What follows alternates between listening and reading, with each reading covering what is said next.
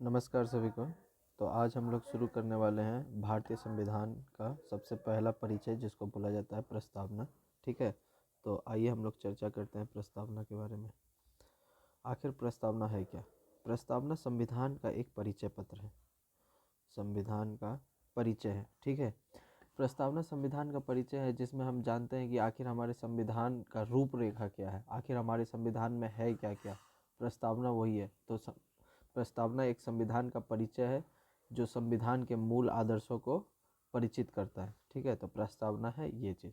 ठीक है, तो प्रस्तावना के बारे में हम लोग कुछ कथन देखते हैं कि प्रस्तावना के बारे में कौन कौन से कथन कहे गए हैं। ठीक है, मैं पहले ही लिख चुका हूँ ताकि समय ना लगे। ठीक है, तो हम लोग कथन देखते हैं प्रस्तावना के बारे में। तो संविधान का परिचय पत्र, सबसे पहले इनको बोला गया संविधान का परिचय पत्र। कौन बोला था? N.A. पालखीवाला। ठीक है, N.A. पालखीवाला जो है, इन्हें बताए थे ये संविधान का एक परिचय पत्र है, क्योंकि इससे हमारा संविधान की एक रूपरेखा दिखती थी कि कैसा हमारा संविधान है। यह हमें प्रस्तावना में ही दिख गया था। ठीक है, इसको संविधान की आत्मा कहा ठाकुर दास भार्गव ने। उसके बाद इसको जन्म कुंडली, संविधान की जन्म कुंडली कहा K.M. मुंशी ने। ठीक है, तो आइए चलिए अब हम लोग आगे बढ़ते हैं, उसमें बात करेंगे कि आखिर संविधान में है क्या। तो सॉरी, प्रस्तावना में है क्या क्या। तो हम लोग देखते हैं कि प्रस्तावना जो है में हम भारत के लोग भारत को SSSR, क्या है? SSSR। ठीक है, अभी समझ जाइएगा। SSSR इसमें है सोवरेन, जिसको हम लोग बोलते हैं संप्रभु। उसके बाद दूसरा एस से होता है हमारा सोशलिस्ट, मतलब समाजवादी। तीसरा एस से होता है सेकुलर, मतलब पंथ निरपेक्ष। डी से होता है डेमोक्रेटिक, जो होता है लोकतंत्र। और आर से होता है रिपब्लिक, जो होता है गणराज्य। इन सभी वर्ड के बारे में हम आगे चर्चा करेंगे, लेकिन प्रस्तावना में किस प्रकार ये वर्ड अरेंज है, कौन से शब्द के बाद कौन कौन से शब्द आ रहे हैं, इस प्रकार हम इसको ऐसे देख सकते हैं SSSR। तो सबसे पहले कोई देश अगर देश बनता है तो सबसे पहले उनका सॉवरेन होना बहुत ज़रूरी है। अगर कोई देश सॉवरेन ही नहीं होगा तो वो अपना निर्णय नहीं ले पाएगा। तो सबसे पहला एस होता है सॉवरेन का। जब सॉवरेन हो जाएगा कंट्री, तो या तो उसके बाद या तो कंट्री समाजवाद होगा, मतलब सोशलिस्ट होगा, या पूंजीवाद होगा, कैपिटलिस्ट होगा, या कम्युनिस्ट होगा, साम्यवाद होगा। इन सब में हो सकता है। तो हमारा कंट्री सोशलिस्ट है, तो सबसे पहले सॉवरेन, सोशलिस्ट। उसके बाद सेकुलर है, पंथ निरपेक्ष। यहाँ पे सभी धर्मों को मानने की अनुमति है। ठीक है, उसके बाद डेमोक्रेटिक, लोकतंत्र, जहाँ पे सरकार चुनने का अधिकार हो, जनता ही जनता का सरकार है। रिपब्लिक, गणराज्य। गणराज्य का मतलब होता है कि जो हमारा सर्वोच्च पद है, जो हमारे संविधान का सर्वोच्च पद है, वो जो है इलेक्टेड हो, निर्वाचित हो, ना कि वंशानुगत हो। ठीक है, तो फिर भी आगे इसको देखेंगे। तो सबसे पहले है क्या देखें, हम भारत के लोग SSSR।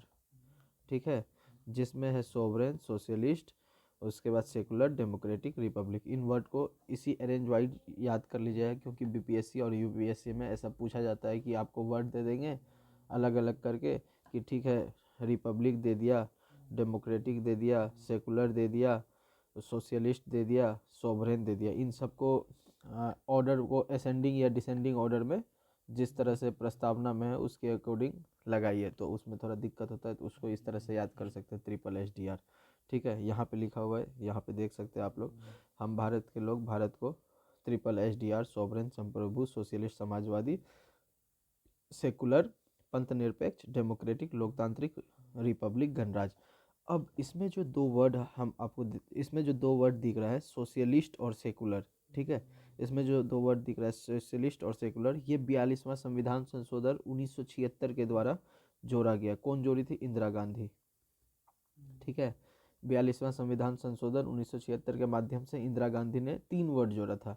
अभी 2 वर्ड मिला है, इसलिए हम 2 वर्ड के बारे में बात कर रहे हैं। तीसरा वर्ड था इंटीग्रिटी, अखंडता। हम आगे उसके बारे में देखेंगे। ठीक है, आगे बढ़ते हैं। तो जब हम भारत के लोग भारत को SSSR बना देंगे, तो इससे हमें क्या मिलेगा? न्याय। कितने प्रकार का? 3 प्रकार का। सबसे पहले आदमी को कौन सा न्याय मिलना चाहिए? सामाजिक, क्योंकि वो समाज में रह रहा है, तो सबसे पहले उसको सामाजिक न्याय चाहिए। सामाजिक न्याय के बाद उसको आर्थिक चाहिए। आर्थिक न्याय के बाद राजनीतिक न्याय चाहिए। इनको भी आप ऑर्डर में ही याद करिएगा। जैसे ट्रिपल एसडीआर मिलने के बाद न्याय मिलता है। तो न्याय में कौन कौन सा न्याय? सामाजिक, आर्थिक, राजनीतिक। सबसे पहले हम लोग समाज में रहते हैं, तो समाज में रहते हैं तो हम लोगों को सामाजिक न्याय मिलना चाहिए। हम सबके साथ दुर्व्यवहार नहीं होना चाहिए, सबके साथ समान व्यवहार हो। तो सामाजिक न्याय मिलने के बाद समाज में रहते हैं तो उस समाज में चलने फिरने खाना पीने के लिए हम लोगों को पैसे की ज़रूरत होती है, तो उसके लिए आर्थिक न्याय ज़रूरी है। जब पैसे आ जाता है तो हम समाज में थोड़ा सा देखते हैं कि ठीक है, लीडर ढूंढने लगते हैं। तो उसके लिए या उसके लिए राजनीतिक न्याय चाहिए कि आप अपना लीडर खुद ढूंढ सकते हैं या खुद बन सकते हैं। ठीक है, जब न्याय मिल जाएगा तो न्याय मिलने के बाद लोगों को समानता भी चाहिए, इक्वलिटी। ठीक है, जिसको हम लोग समानता बोलते हैं। किसका? प्रतिष्ठा का और अवसर का। अब प्रतिष्ठा के मतलब किसी को भी हम लोग एक ना ही छोटा नज़र से देख सकते हैं। जैसे कोई जाति के आधार पे, किसी भी चीज़ के आधार पे हम लोग छोटी नज़र से नहीं देख सकते। अवसर, अपॉर्चुनिटी, चाहे लड़का हो चाहे लड़की हो या कोई भी समुदाय से हो, उनको समान अवसर मिलना चाहिए। ठीक है, समानता पे आ गए। उसके बाद हम लोग आते हैं लिबर्टी, स्वतंत्रता। स्वतंत्रता हमारे प्रस्तावना में 5 प्रकार की। यहाँ स्वतंत्रता और फंडामेंटल राइट में स्वतंत्रता, दोनों में स्वतंत्रता अलग अलग है। जो हम लोग अनुच्छेद 19 पढ़ते हैं उसमें उसका स्वतंत्रता अलग है, उसको हम लोग फ्रीडम बोलते हैं। और यहाँ प्रस्तावना की स्वतंत्रता को हम लोग लिबर्टी बोलते हैं। तो जब भी क्वेश्चन पूछे स्वतंत्रता के बारे में तो सबसे पहले आपको इंग्लिश ट्रांसलेशन दिखेगा कि लिबर्टी पूछ रहा है या फ्रीडम। लिबर्टी पूछ रहा है तो पाँच में क्या क्या क्या आता है? सबसे पहले विचार को अभिव्यक्त किया, अभिव्यक्त के बाद विश्वास होना चाहिए उस जो अभिव्यक्त किया, विश्वास के बाद धर्म का स्वतंत्रता, उसके बाद उपासना। अब इसको एक तरीका से हम लोग समझ सकते हैं कि जो है सबसे पहले गौतम बुद्ध को क्या आया? विचार आया। ठीक है, विचार आया। विचार आने के बाद वो लोगों के बीच एक्सप्रेस किए वो अपने विचार को। जब एक्सप्रेस किए तो लोगों को बहुत पसंद आया, तो लोगों को उनमें विश्वास हुआ। जब विश्वास हो गया तो फिर लोग उस बौद्ध एक धर्म बना दिए। उसके बाद उस धर्म की उपासना करने लगे। ठीक है, तो कैसे याद करेंगे? सबसे पहले गौतम बुद्ध को विचार आया, विचार के बाद उन्होंने एक्सप्रेस किया, अभिव्यक्त किया, अभिव्यक्त के बाद उस चीज़ में, उस विचार को जो अभिव्यक्त किया उसमें सब लोगों ने विश्वास किया। विश्वास करने के बाद वो धर्म बन गया। धर्म बन गया तो सब लोग पूजा करने लगे, मतलब उपासना करने लगे या वर्शिप करने लगे। उसके बाद है भारत के लोग, भारत के संविधान को भारत की जनता द्वारा बनाया और स्वीकार किया गया है। ठीक है, अब हम लोग आगे बढ़ते एक एक वर्ड को देखते हैं। तो सबसे पहले हम लोग देखते हैं संप्रभु के बारे में। ठीक है, तो आखिरकार संप्रभु होता क्या है? जिसको हम लोग बोलते हैं सोवरेन। ठीक है, मान लीजिए कोई एक कंट्री है। ठीक है, एक ये है, एक कंट्री ये है। ठीक है, ये है इंडिया। ठीक है, ये अपना आंतरिक और बाह्य डिसीजन, आंतरिक डिसीजन मतलब हो गया कि देश के अंदर कौन क्या क्या हो रहा है। जैसे किसको कौन सी फैक्ट्री डेवलप करानी है, या फिर जो है देश में कौन सा नियम कानून लगाना है, कौन सा विधि बनाना है। तो वो सब हमारा आंतरिक मामला हो गया। बाह्य मामला में हम किसके साथ ट्रेड करें, हमारा दूसरे देशों के सामने पॉलिसी कैसा रहेगा। ठीक है, उसको हम लोग बोलते हैं बाह्य डिसीजन, मतलब आंतरिक एक हो गया बाह्य। तो एक ऐसा देश जो अपना निर्णय स्वयं लेता हो, ठीक है, उसे संप्रभु कहते हैं। उसके आंतरिक एवं बाह्य मामलों में किसी अन्य राष्ट्र का कोई हस्तक्षेप नहीं होता है। उसके आंतरिक निर्णय और बाह्य निर्णय में कोई भी अन्य राष्ट्र का हस्तक्षेप नहीं होता है। जैसे अब इंडिया है, इंडिया जो है बोला कि मैं ब्रिटेन के साथ ट्रेड करूँगा, ठीक है, यूके के साथ। तो अब उधर अमेरिका बोल दे कि नहीं, तुम ब्रिटेन के साथ नहीं कर सकते, और इंडिया अगर उस बात को फॉलो कर लिया तो ये संप्रभु नहीं कहलाएगा, क्योंकि वो अपना बाह्य डिसीजन अमेरिका के इन्फ्लुएंस में बदल लिया। ठीक है, तो इसको संप्रभु नहीं कह सकते। संप्रभु किसे कहेंगे? जो अपना आंतरिक और बाह्य निर्णय स्वयं लेता हो, किसी का कोई हस्तक्षेप ना हो। तो हमारे देश में 3 प्रकार का संप्रभु है। एक है कानूनी संप्रभुता, एक है लोकप्रिय संप्रभुता, और एक है नाम मात्र का संप्रभुता। कानूनी संप्रभुता संविधान में निवास करती है। ठीक है, लोकप्रिय संप्रभुता जनता में निवास करती है, और जनता किसे चुनती है? प्रधानमंत्री को। तो डायरेक्ट हम लोग कह सकते हैं लोकप्रिय संप्रभुता प्रधानमंत्री में निहित होता। और एक होता है नाम मात्र संप्रभुता, इसको तो सबको पता है, राष्ट्रपति में निहित होते हैं। दूसरा वर्ड आता है ट्रिपल एसडीआर, एस मतलब सेकुलर खत्म हो गया, संप्रभु। उसके बाद आते हैं हम लोग सोशलिस्ट में। सोशलिस्ट को जानने से पहले हम लोग इसके कुछ विचारक और विचार को देखते हैं। सबसे पहला है उदारवाद, जिसको हम लोग पूंजीवाद भी कहते हैं, जिसको हम लोग इंग्लिश में कैपिटलिस्ट भी कहते हैं। इसमें क्या होता है कि जो गवर्नमेंट का नियंत्रण बहुत कम रहता है, ठीक है। सबसे पहले तो इसके जनक होते हैं John Locke. John Locke England के एक विचारक थे, जिनका मतलब कहना था कि सरकार का न्यूनतम हस्तक्षेप हो लेजिस फेयर में। लेजिस फेयर मतलब होता है जहाँ डिमांड और सप्लाई पे कोई नियंत्रण ना हो, ठीक है। जहाँ डिमांड और सप्लाई पे किसी सरकार का नियंत्रण ना हो तो उसको हम लोग उदारवाद बोलते हैं। उदाहरण के लिए अमेरिका और यूरोप को देख लीजिए। दूसरा आता है मार्क्सवाद। मार्क्सवाद का जनक कार्ल मार्क्स है, जिसका जन्म जर्मनी में हुआ था। इनका कहना था कि संसाधन को जो पूंजीपति हैं, जो अमीर लोग हैं, उनसे छीनो और मजदूरों में बांट दो। ये था मार्क्सवाद। दूसरा आता है समाजवाद, जो जिसके जनक थे लेनिन, जो रूस के थे। उनका कहना है कि अर्थव्यवस्था पर सरकार का नियंत्रण होना अति आवश्यक है, ठीक है। इसी के माध्यम से समानता लाई जा सकती है, समाजवाद का ये कहना था। और साम्यवाद है, का जनक है माओ त्से-सांग, जो एक चीन के थे। चीन के ये प्रेसिडेंट भी रहे हैं, जिनका कहना है कि जहाँ पे मतलब एक समूह, जैसे चीन में एक ही पार्टी है, रिपब्लिक ऑफ चाइना, ठीक है। वही पूरे ना उसी के अंदर इलेक्शन होती है, ना ही कोई दूसरा पार्टी है, वही पूरे देश को नियंत्रण करता है। तो एक समूह पूरे देश की अर्थव्यवस्था को नियंत्रित करता है, तो उसे साम्यवाद कहते हैं, ठीक है। अब समाजवाद पे आते हैं। समाजवाद जो है बहुत सारे प्रकार का है। एक मिश्रित समाजवाद है। तो हमारा समाजवाद मिश्रित है। क्यों मिश्रित है? क्योंकि हम लोग देखते हैं कि हमारे समाज में बहुत सारे, हमारे पूर्ण रूप से सरकार का नियंत्रण नहीं है हमारे अर्थव्यवस्था में। कुछ में नियंत्रण है, कुछ में नहीं है, ठीक है। तो इस तरह से हमारा जो देश है वो एक समाजवाद है। हाँ, सबसे अच्छा बात है कि भारतीय समाजवाद लोकतांत्रिक समाजवाद है। क्यों लोकतांत्रिक समाजवाद है? क्योंकि इसमें जो सरकार आती है वो जनता के माध्यम से आती है। इसको जनता चुनती है सरकार को, इसलिए हमारा समाजवाद लोकतांत्रिक समाजवाद है। अब दो प्रकार का लोकतांत्रिक समाजवाद दो प्रकार का, एक गांधीवाद, एक मार्क्सवाद। अब गांधीवाद क्या कहता है? गांधी जी क्या कहते हैं कि अमीर जो है, पूंजीवादी जो है, ठीक है, इनको समझाओ और इनसे बोलो कि देखो इस दुनिया में रखा कुछ मोह माया नहीं, ये दुनिया मोह माया है। तुम आए थे कुछ नहीं लेकर के, जाओगे भी कुछ नहीं लेकर के। तो जो है आप अपने संपत्ति को गरीबों में दान दे दो। ये था गांधीवादी। और मार्क्सवादी का कहना क्या था कि जो मजदूर हैं वो एकजुट हो जाओ, मजदूर एकजुट हो जाओ। उसके बाद पूंजीपति को मारो और उनसे धन छीन करके आपस में बांट लो।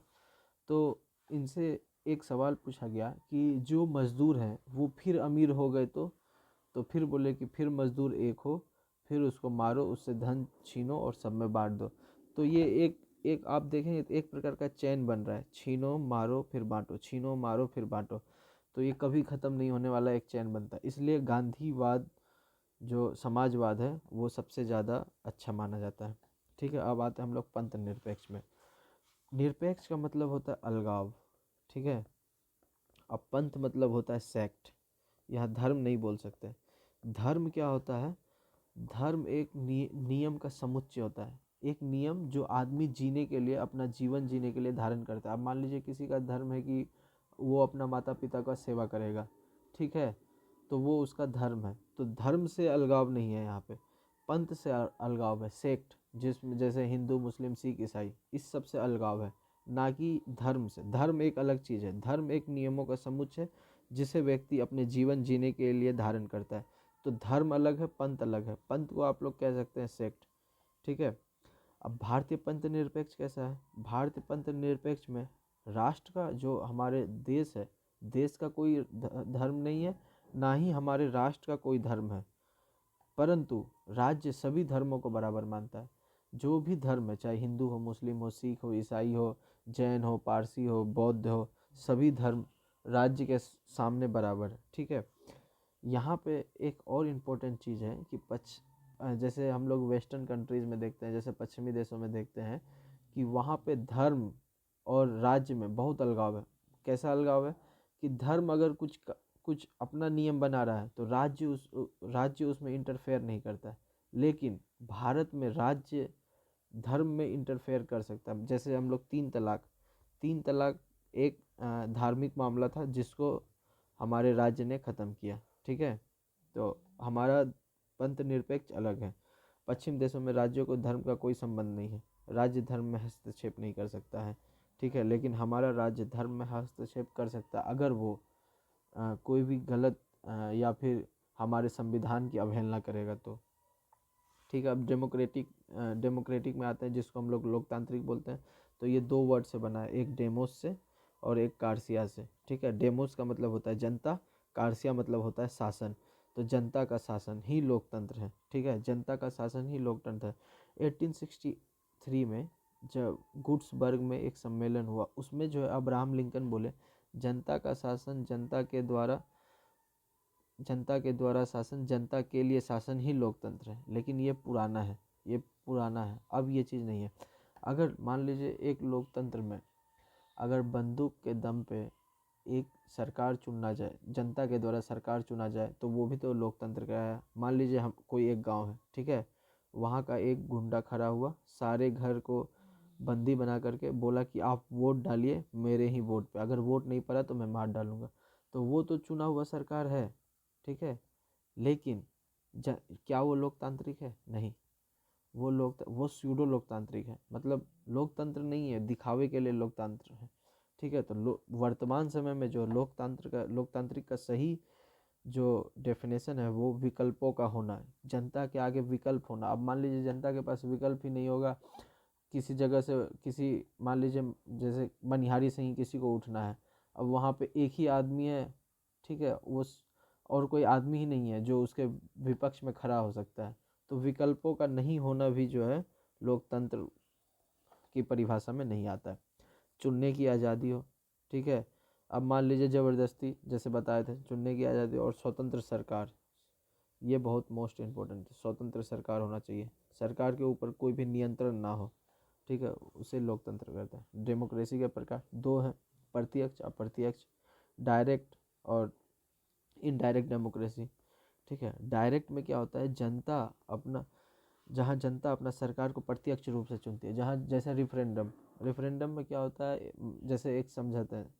जैसे अब देखिए हम लोग क्लास 6-7 में पढ़े हैं, ठीक है, वहाँ पे सर आते थे तो उसमें बोलते थे मॉनिटर कौन बनेगा, तो दो लड़का आया, मान लीजिए पी और क्यू आया, ठीक है। तो सर ने बोला कि जो है पी को मॉनिटर कितने लोग बनाओगे, अपना हाथ उठाओ। तो हाथ उठा करके गिनती गिन लिया कि ठीक है पी में आया 16, क्यू में कितना आया 13। तो कौन बन गया, पी जो है मॉनिटर बन गया। तो ये हो गया है प्रत्यक्ष प्रकार का, जो इस टाइप से सरकार को चुनता है, ठीक है, उसको हम लोग बोलते हैं डायरेक्ट डेमोक्रेसी। जैसे स्विट्जरलैंड, ये बड़े देशों में जहाँ पे जनसंख्या बहुत ज़्यादा है वहाँ पे पॉसिबल नहीं है, जहाँ पे जनसंख्या कम है, जैसे स्कैंडिनेवियाई देश में जनसंख्या कम होती है तो वहाँ पे अक्सर प्रत्यक्ष डेमोक्रेसी होता है। अप्रत्यक्ष डेमोक्रेसी जहाँ पे जनता सरकार को अपने प्रतिनिधि के माध्यम से चुनती है, ठीक है, उसे अप्रत्यक्ष लोकतंत्र करते हैं। जैसे हमारा प्रधानमंत्री डायरेक्ट इलेक्टेड नहीं होता है, हम क्या करते हैं, एमपी को चुनते हैं, एमपी जिसका बहुमत होता है वो प्रधानमंत्री बनता है, ठीक है। तो अब हमारे देश में प्रत्यक्ष डेमोक्रेसी कहाँ है, पंचायत में, जैसे जहाँ मुखिया का हम लोग डायरेक्ट चुनते हैं, जहाँ वार्ड सदस्य को हम लोग डायरेक्ट चुनते हैं। तो ठीक है, तो इस प्रकार लोकतंत्र भी खत्म हो गया, लोकतांत्रिक भी खत्म हो गया। अब हम लोग आते हैं रिपब्लिक, जिस राष्ट्र में राष्ट्र का प्रमुख निर्वाचित होता हो। जैसे हमारे यहाँ राष्ट्रपति का निर्वाचन अप्रत्यक्ष, राष्ट्रपति का निर्वाचन हालांकि आगे पढ़ेंगे, बहुत लंबा चौड़ा है, लेकिन राष्ट्रपति का निर्वाचन भले ही अप्रत्यक्ष होता है, जनता का भागीदारी डायरेक्ट नहीं होती है, लेकिन जनता के प्रतिनिधियों के माध्यम से ही जो है राष्ट्रपति निर्वाचित होता है और चुना जाता है, ठीक है। तो उससे हम लोग, जहाँ राष्ट्र का प्रमुख निर्वाचित होता हो, मतलब इलेक्टेड होता हो, जहाँ जनता उसको चुनती है, उसको हम लोग गणराज्य बोलते हैं। जैसे ब्रिटेन लोकतंत्र है परंतु गणराज्य नहीं, क्यों? क्योंकि वहाँ राष्ट्र का प्रमुख जो राजा होता है, किंग, या जो क्वीन होती है, महारानी, वो वंशानुगत होती है, ना कि वहाँ का जनता उन्हें चुनता है, ठीक है। तो अब देश देश दो प्रकार का है, ठीक है।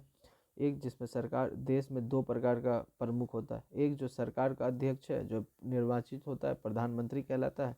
लोकतंत्र भारत, भारत और यूके हो गया। जहाँ राष्ट्र का प्रमुख राष्ट्रपति होता है, जहाँ निर्वाचित होता है उसे गणराज्य कहते हैं, जैसे भारत। और जहाँ वंशानुगत होता है उसे, जैसे यूके, उसे गणराज्य नहीं बोलेंगे। तो यूके डेमोक्रेटिक है पर रिपब्लिक नहीं है, ठीक है। अब जस्टिस में तीन प्रकार का है, सामाजिक, आर्थिक और राजनीतिक। और ये लिया कहाँ गया था? सोवियत संघ के क्रांति से। 1917 में सोवियत संघ की क्रांति हुई थी, उससे लिया गया था, ठीक है। तीन, जिसको हाँ, सोवियत संघ की क्रांति से लिया गया है। तो सबसे पहले हम लोग देखते हैं सामाजिक न्याय। सामाजिक न्याय है कि समाज किसी भी व्यक्ति के साथ चार आधार पे, धर्म, जाति, समुदाय और लिंग के आधार पर किसी भी व्यक्ति के साथ भेदभाव ना करे, ठीक है। अब ये देखिए, ये प्रस्तावना में जो है भेदभाव का क्राइटेरिया चार है। लेकिन जब आप फंडामेंटल राइट में जाएंगे, ठीक है, जब आप फंडामेंटल राइट में 15 आर्टिकल 15 पढ़ेंगे तो उसमें भेदभाव का क्राइटेरिया 5 है, ठीक है। तो हम आगे वो डिस्कस करेंगे, नहीं तो आपको कन्फ्यूजन हो जाए। बस आप ये याद रखिएगा, अगर प्रस्तावना में सामाजिक न्याय में पूछे कि व्यक्ति को कितने आधार पर भेदभाव नहीं किया जाता है, तो 4। और फंडामेंटल राइट में 5। ये चीज़ हमेशा याद रखिएगा, धर्म, जाति, समुदाय, लिंग, ठीक है। तो कौन कौन से अनुच्छेद में देखने को, एक तो डीपीएसपी में आपको मिल जाएगा, ठीक है, कि जो है सामाजिक न्याय के बारे में। और एक फंडामेंटल राइट में 15, 16, 17, ठीक है। ये हम लोग सारा आर्टिकल हम लोग आगे डिस्कस करेंगे। पहले प्रस्तावना ख़त्म कर लेते हैं, उसके बाद हम लोग भाग 1 से स्टार्ट करेंगे, ठीक है। अब आर्थिक न्याय, ठीक है।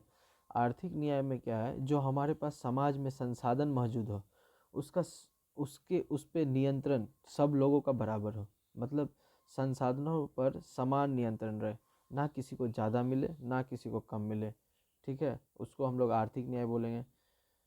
और संसाधन किसी एक व्यक्ति के नियंत्रण में ना रहे, अर्थव्यवस्था में सबकी सहभागिता हो, ठीक है। यह हम लोग देखते हैं डीपीएसपी में 39 का बी और सी में, ठीक है। उदाहरण है ये। अब राजनीतिक क्या है? राजनीतिक न्याय क्या है? राजनीतिक न्याय है कि आप वोट डाल सकते हैं और चुनाव लड़ सकते हैं। वोट डालने को मतदान कर सकते हैं या चुनाव लड़ सकते हैं। महिला आरक्षण भी राजनीतिक न्याय में आता है। 324 और 326 में इसे देखेंगे, ये भी हम लोग आगे पढ़ेंगे। अब लिबर्टी, स्वतंत्रता, इसके बारे में तो चर्चा कर ही चुका हूँ कि फंडामेंटल राइट में जो स्वतंत्रता है उसको बोलते हैं फ्रीडम, और जो प्रस्तावना में स्वतंत्रता है उसको हम लोग बोलते हैं लिबर्टी। तो जब भी क्वेश्चन आए तो सबसे पहले एक बार आप इंग्लिश ट्रांसलेशन देख लीजिएगा, उसमें कौन सा पूछा है। अगर लिबर्टी पूछेगा तो 5 प्रकार का, अगर 19 फंडामेंटल राइट के बारे में फंडामेंटल राइट से जैसे आर्टिकल 19 से रहेगा तो उसमें 6 प्रकार का, ठीक है। तो इसको समझा, याद करा चुके हैं आपको कि गौतम बुद्ध को विचार आया, फिर उसने अभिव्यक्त किया, मतलब एक्सप्रेस किया, फिर उस विचार पे उन सबको विश्वास हुआ तो वो धर्म बन गया। अब जब धर्म बन गया तो सब लोग उसकी उपासना करने लगे, मतलब वर्शिप करने लगे, ठीक है।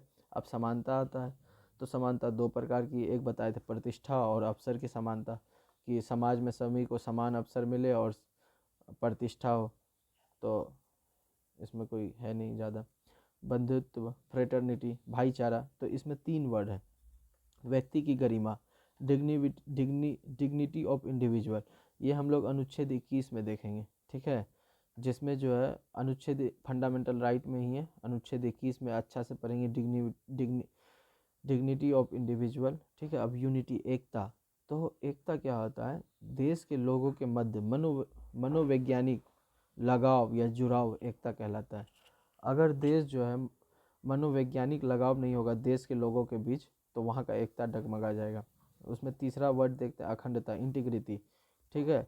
ये यहाँ इंटीग्रिटी होता है भौगोलिक लगाव, मतलब जियोग्राफिकल लगाव हम लोग देखते हैं, ठीक है। तो वो होता है अखंडता, मतलब कोई बिहार से हो, चाहे यूपी से हो, चाहे असम से हो, चाहे नॉर्थ ईस्ट से हो, चाहे महाराष्ट्र से हो, तो इसको बोलेंगे भौगोलिक लगाव, ठीक है।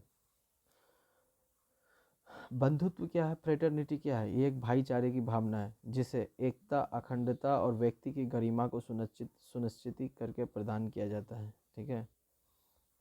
अब प्रस्तावना हमें देता क्या क्या चीज़ है। ठीक है। प्रस्तावना की प्रकृति क्या है, तो प्रकृति आप लोगों को पता है, ट्रिपल एस डी आर। प्रकृति क्या है, triple S D R, triple S D R, ये तो आपको आसानी से पता होना चाहिए। उद्देश्य क्या है, तो in triple S D R से हमें क्या मिलेगा, न्याय। ठीक है। तो उद्देश्य में न्याय है, स्वतंत्रता है, समानता है, बंधुत्व है, और हम लोग इसको एडोप्ट मतलब दिनांक, तो एडोप्ट मतलब स्वीकार के 26 नवंबर 1949। ठीक है। अब 3 वर्ड आएगा, अब हमारा जो है 3 वर्ड आएगा कि प्रस्तावना को या संविधान को, ठीक है, संविधान को स्वीकार कब किया गया, पहला मतलब एडोप्ट किया गया, कब एडोप्ट किया गया, दूसरा इनेक्ट, इनेक्ट कब किया गया, और give to our self, give to our self. अगर ये 3 वर्ड हो, ठीक है, एडोप्ट, इनोक्ट और एडोप्ट और enact, give to our self, अगर 3 वर्ड हो, पूछे कब किया, तो 26 नवंबर 1949। ठीक है, हमेशा याद रखिएगा इसको। अब प्रस्तावना संविधान का भाग है या नहीं, इसके विषय में सुप्रीम कोर्ट क्या बोलता है वो हम लोग देखते हैं। तो सबसे पहले देखते हैं Berubari versus union of India case 1960 के। कहा 1960, ये बेरूबारी एक जगह का नाम है। ठीक है, इसके बारे में आगे भी डिस्कस करेंगे, ये भाग 1 में भी है बेरूबारी, बेरूबारी। ठीक है। तो इसमें जो है संविधान प्रस्तावना को भाग नहीं मानता है। ठीक है। जब भाग ही नहीं है संविधान का, तो इसमें संशोधन नहीं कर सकते हैं। किसके according, Berubari versus union of India के अकॉर्डिंग। तब तक सुप्रीम कोर्ट प्रस्तावना को संविधान का भाग नहीं मानती थी, तो इसमें आप संशोधन भी नहीं कर सकते थे। अब आया डेट 1967 का, उस समय Golaknath versus state of Punjab हुआ। ठीक है, 1967 की कहानी। उसमें प्रस्तावना संविधान की व्याख्या के लिए महत्वपूर्ण है, लेकिन ये नहीं बताया कि ये भाग है या नहीं है। ठीक है, इसमें पूरा क्लियर नहीं है भाग है या नहीं, तो इसमें भाग नहीं मान के ही चलते, भाग नहीं है तो संविधान का मतलब प्रस्तावना का संशोधन नहीं कर सकते। ठीक है। अब आते हैं केशवानंद भारती जी। ठीक है, केशवानंद भारती 1973, इनका भी कहानी बहुत ज़बरदस्त है, ये मैं आगे बताऊंगा कि कैसे इनका ज़मीन केरल सरकार ने ले लिया, कैसे सुप्रीम कोर्ट गया। ठीक है, इसमें सबसे ज़्यादा बेंच की जज बैठे थे, मतलब बहुत ज़्यादा, सबसे बड़ी बेंच का है यही केशवानंद भारती केस। तो आगे पढ़ेंगे हम लोग इसके बारे में। ठीक है। तो इसमें कहा गया कि प्रस्तावना संविधान का भाग है। ठीक है, इसमें संशोधन किया जा सकता है, लेकिन आधारभूत ढांचा, जिसको हम लोग बेसिक स्ट्रक्चर बोलते हैं, ठीक है, उसको हम लोग बिना कुछ किए, मतलब वो बेसिक स्ट्रक्चर हमारा ख़राब नहीं होना चाहिए, उसके आधार पे हम लोग संशोधन कर सकते। अगर बेसिक स्ट्रक्चर डगमगाया तो आपका संशोधन असंवैधानिक हो जाएगा। ठीक है, तो हमें किससे मिला, केशवानंद भारती से। अब जो है देखी, जैसे इंदिरा गांधी 1973 में थी, देखी कि हाँ चलो प्रस्तावना में संशोधन किया जा सकता है, तो वो लाई 42nd अमेंडमेंट। ठीक है, जिसको हम लोग 42वां संविधान संशोधन 1976 बोलते हैं। उसमें उसने प्रस्तावना में खटाखट 3 वर्ड जोड़ दिए। क्या क्या जोड़ दिए बताया था, 2 वर्ड तो पहले बता चुका था, समाजवाद, पंथ निरपेक्ष और अखंडता। ठीक है, 3 वर्ड खटाखट जोड़ दिए। कब कब जोड़ दी, 42वां संविधान संशोधन। कौन कौन सा वर्ड जोड़ा, समाजवाद, पंथ निरपेक्ष, अखंडता। पहले हमारे संविधान में जो 42वां संशोधन से पहले क्या था, SDR था। ठीक है, क्या था, सोवरेन डेमोक्रेटिक रिपब्लिक। लेकिन इंदिरा गांधी के बदौलत कौन सा, कितना एस जुड़ा, 2 S और जुड़ा, और 2 S और जुड़ा, तो क्या बन गया, SSSR। अगर पूछा जाए कि जब कभी कभी क्वेश्चन भी पूछा जाता है, प्रस्तावना जो है मूल मूल स्वरूप में उसमें क्या क्या वर्ड थे, तो SDR, संप्रभु, लोकतांत्रिक, गणराज्य, बस इतना ही। ठीक है। अब आते हैं LIC of India versus union of India. ठीक है, 1995 में, उसमें संविधान को, प्रस्तावना को संविधान का आंतरिक भाग माना। ठीक है, बस इम्पोर्टेंट नहीं है ये, नॉट इम्पोर्टेंट, इसको नहीं भी देखेंगे तो चलेगा। बस ऐसे डेट याद कर लेते हैं, कभी कभी एग्ज़ाम वाला पूछ देता है कि जो है एक मतलब असेंडिंग ऑर्डर में लगाइए सारे केस को, तो उसका डेट बस इम्पोर्टेंट होता है और कुछ नहीं। ठीक है, तो आगे बढ़ते हैं। प्रस्तावना की प्रकृति न्याय योग्य नहीं है, अतः प्रस्तावना के लिए न्यायालय जाने का प्रावधान नहीं है। मतलब अगर प्रस्तावना में जो socialist, democratic, Republic, sovereign, secular ये सब लिखा हुआ है, अगर इसमें से किसी को कुछ नहीं मिलता प्रस्तावना के आधार पर, तो वो न्याय नहीं, मतलब सुप्रीम कोर्ट नहीं जा सकता। जैसे फंडामेंटल राइट में है कि अगर आपका फंडामेंटल राइट का हनन होता है तो आप डायरेक्ट सुप्रीम कोर्ट जा सकते हैं, पर प्रस्तावना न्याय योग्य नहीं है। ठीक है, इसमें आप सर्वोच्च न्यायालय नहीं जा सकते हैं। अब हम लोग एक छोड़ दिए थे, उसमें देखते हैं त्रिदेव का विचार। ठीक है, त्रिदेव का विचार क्या है? स्वतंत्रता, समानता, बंधुत्व। त्रिदेव मतलब तीन देव, तो तीन देव में आते हैं स्वतंत्रता, समानता, बंधुत्व। ये हम लोग लिए थे फ्रांस की क्रांति 1789। ठीक है, फ्रांस की क्रांति में लुइस 16 है, इसके बारे में नहीं जानिए तो कोई बात नहीं। चलिए, तो धन्यवाद, यहाँ पे हमारा क्लास ख़त्म होता है। ठीक है, उसके बाद इस क्लास को देखने के बाद आप यूपीएससी, बीपीएससी, चाहे कोई भी एग्ज़ाम हो जिसमें प्रस्तावना के क्वेश्चन आए हों, अगर लगाते हैं तो सारा बन जाएगा। अगर कोई भी दिक्कत होता है तो आप फिर मेरे नीचे कमेंट कर सकते हैं। आपको कोई भी दिक्कत नहीं हो, चाहे वो प्रस्तावना से हो, चाहे वो यूपीएससी पूछे, चाहे बीपीएससी पूछे। हाँ, हालांकि सिर्फ और सिर्फ प्रस्तावना से होना चाहिए। ठीक है, तो जय हिंद, धन्यवाद।